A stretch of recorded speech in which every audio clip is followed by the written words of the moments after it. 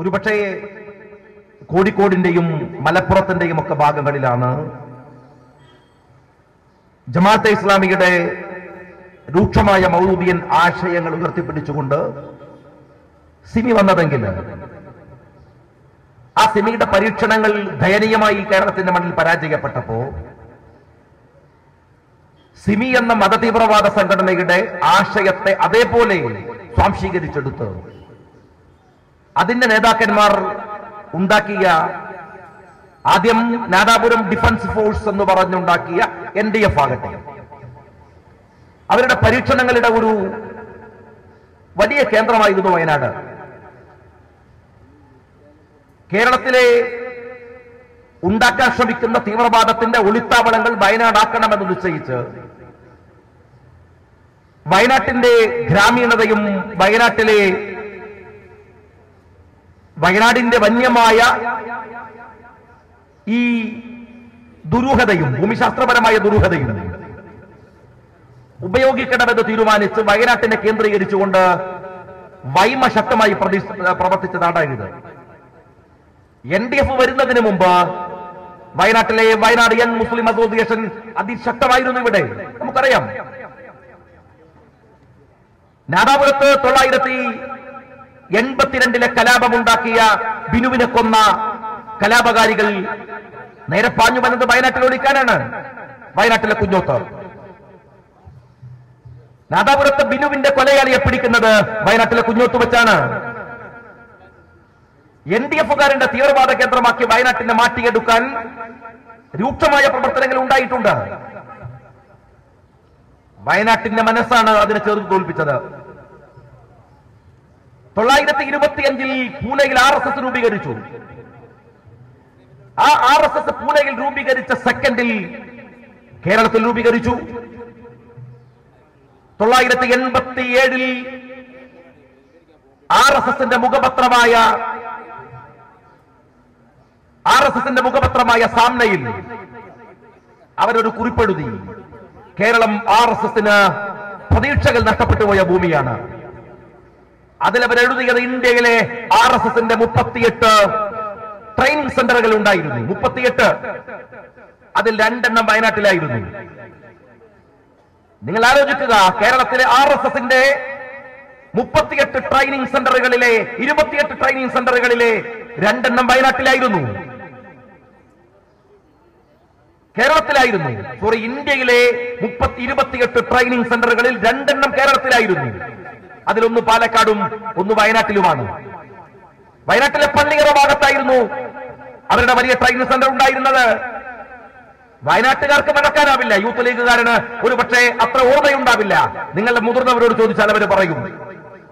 ഒരു 15 വർഷം മുമ്പ് വയനാട്ടിലെ ഏത് ഗ്രാമപ്രദേശത്ത് നിങ്ങൾ പോയാലും വൈകുന്നേരമായാൽ കാക്കി ട്രൗസറും ഇട്ട് കുറുവടി എന്തിയ RSSകാരന്റെ പ്രകടനം വയനാട്ടിന്റെ നിത്യക്കാഴ്ചയായിരുന്നു. RSSന്റെ ട്രെയിനിങ് സെന്റർ വയനാട്ടിൽ നിന്ന് പിരിച്ചുവിട്ടത് എങ്ങനെയാണ്? NDF വയനാട്ടിൽ ക്ലച്ച് പിടിക്കാതെ പോയത് എങ്ങനെയാണ്? ഇത് വയനാട്ടിന്റെ സുഹൃതമാണ്, വയനാട്ടിന്റെ നന്മയാണ്. ആ നന്മയെ തെര്യപ്പെടുത്താൻ, നന്മയെ ഓർമ്മപ്പെടുത്താൻ, ആ നന്മയോട് നന്ദി പറയാൻ, അത് നിങ്ങൾ മുറുകെ പിടിക്കണമെന്ന് പറയാനാണ് മുസ്ലിം യൂത്ത് ലീഗിന്റെ ഈ ജാഥ. മതതീവ്രവാദികളോട് കോംപ്രമൈസ് ചെയ്യാത്ത വയനാട്, അവർക്ക് മുമ്പിൽ മുട്ടുമടക്കാത്ത വയനാട്, എത്ര വലിയ ആസൂത്രണങ്ങൾ നടത്തിയാലും ഈ വയനാട്ടിന്റെ സൗഹൃദത്തിന്റെ മണ്ണ് മതതീവ്രവാദിക്ക് വിട്ടുകൊടുക്കില്ല എന്ന് നിശ്ചയിക്കുന്ന ഇവിടുത്തെ ഹിന്ദുവിനും മുസൽമാനും ക്രിസ്ത്യാനിക്കും സലാം പറയാനാണ് ഈ ജാഥ. നമ്മളത് മുറുകെ പിടിക്കണം. ഒരു നാട് തകരാൻ, പതിറ്റാണ്ടുകൾ കൊണ്ട് കെട്ടിപ്പൊക്കിയ സൗഹൃദം തകരാൻ ഒരു നിമിഷം മതി. തകർക്കാൻ ആളുകൾ ഇഷ്ടം പോലെയുണ്ട്. അതിനൊരുപാട് വഴികളുണ്ട്. എന്തിനു വേണ്ടിയാണ് ഞാൻ ചോദിക്കുന്നത്? എന്തിനു വേണ്ടിയാണ്? ഏത് മതത്തിന്റെ അടയാളങ്ങൾ എടുത്തിട്ടാണ് നിങ്ങൾ ഈ മനുഷ്യർ തമ്മിൽ തല്ലിക്കാൻ നടക്കുന്നത്? എന്തിന്റെ പേരില്? എവിടെ കലാപം ഉണ്ടായാലും നിങ്ങൾ വരുമല്ലോ. സൗഹൃദമുള്ളിടത്ത്, ശാന്തിയുള്ളിടത്ത്, സമാധാനമുള്ളിടത്ത് എന്തേ നിങ്ങളെ കാണാത്തത്? NDF-കാരനെ, RSSകാരനെ നിങ്ങൾ പറ. രാജ്യത്ത് ചോരയുടെ മണമുണ്ടെങ്കിൽ അവിടെ RSS ഉണ്ട്. രാജ്യത്ത് ചോരയുടെ മണമുണ്ടെങ്കിൽ അവിടെ NDF ഉണ്ട്. മതതീവ്രവാദങ്ങളുണ്ട്. മതതീവ്രവാദം എന്ന് പറയുന്നത് നിസ്സാരമായി നിങ്ങൾ കരുതരുത്. അത് കേവലമായ ഒന്നല്ല. ചിലർ പറയാറുണ്ട് ഇത് അവര് പറയുന്നത് ഖുർആനല്ലേ എന്നാണ്. ചിലർ ചോദിക്കാറുണ്ട് അവര് പറയുന്നത് ഖുർആനല്ലേ. നിങ്ങൾ മനസ്സിലാക്കേണ്ട ഒരു കാര്യമുണ്ട്. വിശുദ്ധ ഖുർആൻ ഉപയോഗിച്ചാണ് ആ മതത്തെ തകർക്കാൻ ഇന്ന് ഇസ്ലാമിന്റെ ശത്രുക്കൾ വരുന്നത്. ഇസ്ലാമിന്റെ ശത്രുക്കൾ ഇസ്ലാമിനെ തകർക്കാൻ വരുന്നത് ഭഗവത്ഗീത കൊണ്ടുവന്നിട്ടല്ല, ബൈബിള് കൊണ്ടുവന്നിട്ടല്ല. ബൈബിളും ഭഗവത്ഗീതയും കൊണ്ടുവന്ന് വിശുദ്ധ ഖുർആന്റെ അസ്തിത്വം ചോദ്യം ചെയ്യാൻ വന്നാൽ അത് നേരിടാൻ ആർക്കാ പ്രയാസമുള്ളത്? എന്നാൽ ലോകത്ത് ഇസ്ലാമിന്റെ മുഖം വികൃതമാക്കുന്നവർ കയ്യിൽ പിടിക്കുന്നത് ഖുർആനാണ്. ഖുർആനാണ്. നിങ്ങൾ മനസ്സിലാക്കണം. ആ ഖുർആൻ ഉപയോഗിച്ചാണ്. വിശുദ്ധ ഖുർആൻ ഒരു മഹാ ആശയ പ്രപഞ്ചമാണ്. നമുക്ക് നമ്മുടെ ജീവിതം കൊണ്ട് അതിനെക്കുറിച്ച് നിർവചിച്ചു തീർക്കാനാവാത്ത വണ്ണമുള്ള അതിവിശാലമായ അതിന് മാത്രം ഗഹനമായ ഒരാശയ പ്രപഞ്ചമാണ്. അതിനകത്ത് തർക്കങ്ങൾ ഈ പറയുന്ന മതതീവ്രവാദികൾ മാത്രമല്ല, വിശുദ്ധ ഖുർആൻ അകത്ത് നിന്നുകൊണ്ട് തന്നെയാണ്. ഇസ്ലാമിക സമൂഹത്തിനകത്തുള്ള നിരവധി സംഘടനകൾ പോലും ഓർക്കണം നിങ്ങൾ. അത് സുന്നികളാവട്ടെ, സുന്നികൾക്കിടയിൽ തന്നെ വ്യത്യസ്തമായ ആശയങ്ങൾ വെച്ച് പുലർത്തുന്ന സംസ്ഥാനയാവട്ടെ, തബ്ലീഗ് ജമാഅത്താവട്ടെ, ആരുമാവട്ടെ, അത് മുജാഹിദുകളാവട്ടെ, അവർക്കൊക്കെ പറയാനുള്ളത് 31ാമത്തെ ജുസുകിലെ കാര്യമല്ല, 30 ജുസുകളുള്ള ഖുർആനെ കുറിച്ചാണ്, വിശുദ്ധ ഖുർആനെ കുറിച്ചാണ്. വിശുദ്ധ ഖുർആൻ എന്ന മഹാ ആശയ പ്രപഞ്ചത്തിനകത്ത് അഭിപ്രായ വ്യത്യാസങ്ങൾ ഉണ്ടാകുന്നത് വലിയ കുഴപ്പമുള്ള കാര്യമൊന്നുമല്ല, സ്വാഭാവികമാണ്. എന്നാൽ ഈ വലിയ ആശയ പ്രപഞ്ചത്തിനകത്ത് എല്ലാ ഖുർആനിൽ അഭിപ്രായ വ്യത്യാസങ്ങൾ പറയുന്നവർ പോലും, അതിന്റെ ആശയത്തിൽ അഭിപ്രായ വ്യത്യാസങ്ങൾ പറയുന്നവർ പോലും ഒരുമിച്ച് നിൽക്കുന്ന ഒരു കാര്യമുണ്ട്. അത് ഖുർആന്റെ മാനുഷികതയാണ്, അത് ഖുർആന്റെ നന്മയാണ്, അത് ഖുർആന്റെ കാരുണ്യമാണ്. എന്നാൽ ആ ലോകത്ത് വിശുദ്ധ ഖുർആനെ ഉപയോഗിച്ച് ഇസ്ലാമിനെ അപകീർത്തിപ്പെടുത്തുന്നവർ ചെയ്യുന്നത് ഇസ്ലാമിക വിരുദ്ധമാണ് എന്ന് പറയാൻ ഇവർക്ക് ആർക്കും മടിയില്ല. ഇവരിൽ ആർക്കും മടിയില്ല. അത് ഇസ്ലാമിക വിരുദ്ധമാണ് എന്ന് പറയാൻ. IS ഇസ്ലാമിക വിരുദ്ധമാണ് എന്ന് ലോകത്തിലെ ഏത് മുസ്ലിം സംഘടനക്കാണ് സംശയമുള്ളത്? നിങ്ങൾ പറ. പാകിസ്ഥാനിലെ മതതീവ്രവാദികൾ എന്താ ചെയ്തത്? പിഞ്ചു കുഞ്ഞുങ്ങളെ ഒരു ക്യാമ്പസിന് ഒരു സ്കൂളിനകത്ത് പോയി അവർ ചോദിക്കുകയാണ്, ഇവിടെ മിലിറ്ററി മേജർമാരുടെ, പട്ടാള മേജർമാരുടെ മക്കൾ ആരൊക്കെയാണ് പഠിക്കുന്നത്? നിങ്ങൾ ഓർത്തു നോക്കുക. പിഞ്ചു കുഞ്ഞുങ്ങൾ തോക്ക് ചൂണ്ടി ഒരു ക്യാമ്പസിനകത്ത് കയറിയിട്ട് ചോദിക്കുകയാണ്, ഇവിടെ പഠിക്കുന്ന പട്ടാളക്കാരുടെ മക്കൾ ആരാണ്? ആ പിഞ്ചു കുഞ്ഞുങ്ങൾ ചാടി എഴുന്നേറ്റ് പറയാണ്, മുഖത്ത് നിറയുന്ന പുഞ്ചിരിയോടെ, ഞാനാണ്, എന്റെ അച്ഛൻ പട്ടാളത്തിലാണ്, എന്റെ വാപ്പ പട്ടാളത്തിലാണ്. ഓർക്കണം നിങ്ങൾ, ആ കുട്ടികൾ തോക്കും ധരിച്ചു വരുന്ന കലാപകാരിയുടെ മുഖം കണ്ടിട്ട് പോലും സത്യം പറയുന്ന പിഞ്ചു കുഞ്ഞുങ്ങൾ അവന്റെ മുടി പിടിച്ചുയർത്തി, അവന്റെ നെറ്റിയിൽ ഗണ്ണമർത്തി ആ പിഞ്ചു കുഞ്ഞിനെ വെടിവെച്ചു കൊല്ലുമ്പോൾ തന്റെ മുഖത്തേക്ക് ചിതറിത്തെറിക്കുന്ന ചോര ഏത് മതത്തിന്റെ പേരിലാണോ ഈ തീവ്രവാദി ആസ്വദിക്കുന്നത്? ഇതിനെ ഇസ്ലാം എന്ന് വിളിക്കുന്നത് എങ്ങനെയാണ്? അപ്പൊ നിങ്ങൾ പറയും അത് പാകിസ്ഥാനിലാണ്. അത് പാകിസ്ഥാനിലാണ്. കാരണം പാകിസ്ഥാൻ മത തീവ്രവാദത്തിന്റെ ലോകത്തെ കയറ്റിയയപ്പുകാരാണ്. കേരളം അങ്ങനെയല്ല, ഇന്ത്യ അങ്ങനെയല്ല. ഇന്ത്യയിൽ സൂക്ഷ്മതയുണ്ട്, കേരളം പ്രത്യേകിച്ചുണ്ട്. അതുകൊണ്ട് നെറ്റിയിൽ വെടിവെക്കുന്നില്ല. പാലക്കാട്ടിലെ ഒറ്റപ്പാലത്ത് കഴിഞ്ഞ ആഴ്ചയിൽ ഒരു മുസ്ലിം യൂത്ത് ലീഗുകാരന്റെ കൊച്ചുകുട്ടിയെ 2 വയസ്സ് തികയില്ല, 2 വയസ്സ് തികഞ്ഞിട്ടില്ല. ആ പിഞ്ചു കുഞ്ഞിനെ നിങ്ങൾ കത്തികൊണ്ട് മുറിവേൽപ്പിച്ച് ആശുപത്രിയിൽ കിടക്കുന്ന സീൻ കണ്ടിട്ടില്ലേ നിങ്ങൾ? 2 ആഴ്ച മുമ്പ് പത്രങ്ങളിൽ, ഫേസ്ബുക്കിൽ ആ പിഞ്ചു കുഞ്ഞിനെ കത്തികൊണ്ട് മുറിവേൽപ്പിക്കുന്ന ഇന്നാട്ടിലെ വൃത്തികെട്ട LDF-കാരനും കഷബാറിലെ കുട്ടികളെ കൊന്നൊടുക്കിയ ഈ തീവ്രവാദികളും തമ്മിൽ എന്ത് വ്യത്യാസമാണോ ഉള്ളത്? മനസ്സു തമ്മിൽ നീ പറ, മനസ്സു തമ്മിൽ നിന്റെ കയ്യിലുള്ള ഇസ്ലാം ഏതുതരം ഇസ്ലാമാണോ? നീ പറ. സാദിഖ് പറഞ്ഞല്ലോ, മുസ്ലിം യൂത്ത് ലീഗ് ഒരു നിലപാടെടുത്തത്. ഇതാ സീമമുട്ടി സാഹിബ് ഇവിടെ ഇരിക്കുന്നു. സീമമുട്ടി സാഹിബ് അടക്കമുള്ള യൂത്ത് ലീഗിന്റെ നേതൃത്വം അന്ന് വന്നിരുന്ന ഇവിടുത്തെ വൈമയടക്കമുള്ള സംഘടനകൾക്കെതിരെ അന്ന് നടത്തിയ യൂത്ത് ലീഗിന്റെ പോരാട്ടം, മഹാനായ ബാഫക്കി തങ്ങൾ മുതൽ ഖായിദ് മില്ലത്ത് മുഹമ്മദ് ഇസ്മായിൽ സാഹിബ് മുതൽ ഞങ്ങൾ ഈ രാജ്യത്ത് പ്രവർത്തിക്കുന്ന ഏതു ഘട്ടത്തിലും ഇതുതന്നെയാണ് ഞങ്ങളുടെ മുദ്രാവാക്യം. ഇതുതന്നെയാണ് എന്റെ അനുജന്മാർ ഏറ്റെടുത്ത മുദ്രാവാക്യവും അത് തന്നെയാണ്. ഞാൻ ഒരു കാര്യം പറയട്ടെ, മുസ്ലിം യൂത്ത് ലീഗ് ഈ വർഗീയതക്കെതിരെ ഒരു ജാഥ നടത്തി കാസർഗോഡ് ചെന്ന് അവസാനിക്കുമ്പോ ഈ നാട്ടിലെ വർഗീയത അവസാനിക്കുമെന്ന വിശ്വാസമൊന്നും ഞങ്ങൾക്കില്ല. ഞങ്ങൾ ഇനിയും വരും, ഉണർന്നിരുന്നുകൊണ്ടേയിരിക്കും. കേരളത്തിലെ അവസാനത്തെ കുഞ്ഞും മതതീവ്രവാദത്തിന്റെ കയ്യിൽ അകപ്പെട്ടാലും ഈ പച്ചപ്പതാക ഒരുത്തിന്റെ മുമ്പിൽ മാറ്റിയേറി വെക്കാതെ ഞങ്ങൾ അവർക്കെതിരെ ശബ്ദിച്ചുകൊണ്ടിരിക്കും. വോട്ട് നോക്കിയല്ല, ആൾബലം നോക്കിയല്ല. ഞങ്ങൾ പറഞ്ഞത് നിങ്ങളോട്, LDF-കാരനോട് ഞാൻ പറയട്ടെ, സാദിഖ് പറഞ്ഞു വച്ചല്ലോ, 1000 തവണ LDF-കാരൻ ഞങ്ങൾ എതിർക്കും, RSS-കാരനെ ഞങ്ങൾ എതിർക്കും. എന്നാൽ ഞങ്ങളുടെ വ്യക്തിപരമായ, ഞങ്ങളുടെ വ്യക്തമായ ഉത്തരവാദിത്തം എന്താണെന്നറിയുമോ? RSS-നെ എതിർക്കുക എന്നത് മാത്രമല്ല, അതിലും കൂടുതൽ എന്താണ്? പ്രവാചകൻ സല്ലല്ലാഹു അലൈഹി വസല്ലം തങ്ങൾ പറഞ്ഞത്, ജിഹാദുൽ അക്ബർ അഫ്ദലുൽ ജിഹാദ്, ഏറ്റവും വലിയ യുദ്ധം, ഏറ്റവും വിശുദ്ധമായ യുദ്ധം എന്താണെന്ന് അറിയുമോ? ഷാജി നന്നാവലാണ്, സാദിഖ് നന്നാവലാണ്, സുബൈർ നന്നാവലാണ്, സി മമ്മൂട്ടി സാഹിബ് നന്നാവലാണ്. ഞങ്ങൾ മറ്റുള്ളവരെ നന്നാക്കലല്ല. ഒരു കമ്മ്യൂണിറ്റി എന്ന നിലയ്ക്ക് മുസ്ലിം സമുദായം ഏറ്റവും ആദ്യം നിർവഹിക്കേണ്ടത് ആ സമുദായത്തിനകത്തുള്ള യുദ്ധമാണ്. ഞങ്ങൾ ചെയ്യേണ്ട ഉത്തരവാദിത്തമാണ് ഞങ്ങൾ നിർവഹിക്കേണ്ടത്. മുസ്ലിം കമ്മ്യൂണിറ്റിയെ മതതീവ്രവാദത്തിലേക്ക് കൊണ്ടുപോകുമ്പോ അവരെ നിയന്ത്രിക്കാതെ, അവരെ എതിർക്കാതെ, ഞങ്ങൾ ഈ രാജ്യത്തിലെ RSS-കാരനെ എതിർത്താൽ അതെങ്ങനെയാ നേരാവുക? അതെങ്ങനെയാ സത്യമാവുക? ഞാൻ ഉറപ്പിച്ചു പറയുന്നു, നിങ്ങൾ എത്ര തവണ ബാനറുകളും പോസ്റ്ററുകളും എഴുതിയാലും ശരി, ഞങ്ങളുടെ പ്രഥമ ഉത്തരവാദിത്തം മുസ്ലിം സമുദായത്തിനകത്തു നിന്ന് വരുന്ന തീവ്രവാദത്തെ എതിർക്കൽ തന്നെയാണ്. അത് നിർവഹിക്കും, ഞങ്ങൾ അത് നിർവഹിക്കും. പിന്നെ മറ്റൊരു കാര്യം, ഞാൻ ദീർഘിപ്പിക്കുന്നില്ല, പിന്നെ മറ്റൊരു കാര്യം, ഞങ്ങള് നിങ്ങളോട് പൊരുതുന്നവരാണ്. LDF-കാര, ഞങ്ങൾ നിങ്ങളെ സലാം പറഞ്ഞ് പടിക്ക് പുറത്തു തള്ളിയവരാണ്. നിങ്ങൾ ഞങ്ങളുടെ നേതാക്കന്മാരെ അംഗീകരിക്കാത്തവരാണ്, ഞങ്ങളുടെ നിലപാടുകൾ അംഗീകരിക്കാത്തവരാണ്, നിങ്ങൾ ഞങ്ങളും അംഗീകരിക്കാത്തവരാണ്.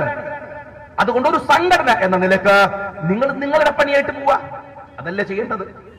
പിന്നെ ഞങ്ങൾക്കിട്ട് ചൊറിയാൻ വരേണ്ട വല്ല കാര്യമുണ്ടോ? ഞങ്ങൾക്കിട്ട് ചൊറിയാൻ, ഞാൻ അഴീക്കോട് മത്സരിക്കുമ്പോൾ പറഞ്ഞു, നിങ്ങൾ വോട്ട് ചെയ്യരുത് എന്നല്ല, വോട്ടെങ്ങാനും ചെയ്ത ചെവിക്കുട്ടിക്ക് പൊട്ടിക്കുന്ന് പറഞ്ഞിട്ടാണ് മത്സരിച്ചത്. അറിയോ നിനക്ക്? എന്റെ മണ്ഡലത്തിൽ വന്നിട്ട് പറയുന്നത് KM ഷാജി നീതി പാലിക്കട്ടെ. ഞാൻ പറഞ്ഞ ചിലക്കാട്ട് പോണോട് എന്നോട് നീതി പാലിക്കാൻ കമ്മ്യൂണിസ്റ്റുകാർ പറഞ്ഞാൽ ഞാൻ കേൾക്കും, കാരണം അവരെനിക്ക് വോട്ട് ചെയ്തിട്ടുണ്ട്, അല്ലാണ്ട് അഴീക്കോട് ജയിക്കൂലല്ലോ. കോൺഗ്രസ് പറഞ്ഞാൽ ഞാൻ കേൾക്കും, നീ ആരോടോ? അതുപോലല്ലേ നിങ്ങൾ ഇവിടെ തൂണേരിയിൽ കലാപുണ്ടായപ്പോ ലീഗുകാരോട് എന്താ ലീഗ് ആത്മസംയമനം പാലിക്കണത്, എന്താ പറ്റാത്തത്? എടോ, ഞങ്ങൾ ആത്മസംയമനം പാലിക്കാൻ പറഞ്ഞത് ലീഗുകാരോട്, നീ എന്തിനാണ് ആത്മസംയമനം പാലിക്കുന്നത്? നീ പോയി പറ്റടോ, നീ പോയി പറ്റടോ. ഇങ്ങനെ ഞങ്ങൾക്ക് ഇട്ട് പറയുന്നത് ഒരു എന്നെ വിളിക്കാണ് ഷാർജന്ന്, ഷാജി സാഹിബ് പ്രതികരിക്കട്ടെ. ഞാൻ പറഞ്ഞു ഉറപ്പായിട്ടും പ്രതികരിക്കണം. മോൻ എവിടെയാണ്? ഞാൻ ഷാർജയിലാണ്. എവിടെ? റൂമിലാ? AC ഒക്കെ ഉണ്ടോ? AC ഒക്കെ ഉണ്ട്. എന്നാ പിന്നെ മോൻ നാളെ അങ്ങോട്ട് വാ, നമുക്ക് ഒരുമിച്ച് പ്രതികരിക്കാം. നിങ്ങൾ ഫേസ്ബുക്കിലും ട്വിറ്ററിലും കൂത്തുറന്നിട്ട് ഞങ്ങൾക്കിട്ട് ചൊറിയുന്നു. നീ എന്താ കരുതിയത്?